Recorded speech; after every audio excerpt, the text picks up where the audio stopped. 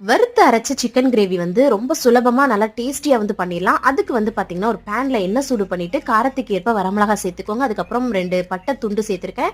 அதுக்கப்புறம் சோம்பு, மிளகு வந்து சேர்த்துக்கோங்க. அதுக்கப்புறம் மல்லி தூளா வந்து சேர்த்திருக்கேன். நீங்க வந்து ஃப்ரெஷ் மல்லி கூட நீங்க வந்து சேர்த்துக்கலாம். நல்லா லைட்டா வறுத்து ஆற வச்சு பொடி பண்ணி எடுத்து வச்சுக்கோங்க.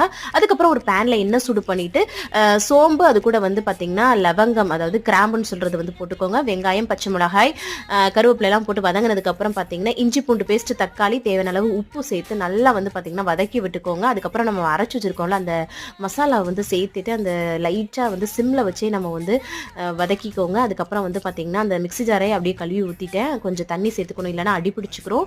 அதுக்கப்புறம் நல்லா கொதி வந்ததுக்கப்புறம் நம்மளோட சிக்கன் வந்து பாத்தீங்கன்னா மஞ்சள்லாம் போட்டு நல்லா அலசி வச்சிருக்கேன். அதையும் சேர்த்து நல்லா வதங்கினதுக்கப்புறம் தேவையான அளவு தண்ணி விட்டுட்டு உப்பு சேர்த்து நல்லா கொதிக்க விடுங்க. நல்லா சிக்கன் வெந்ததும் கொத்தமல்லி தழை தூவி அப்படியே சர்வ் பண்ணுங்க. செம்ம டேஸ்டா இருக்கும். ட்ரை பண்ணி பாருங்க. பாய்.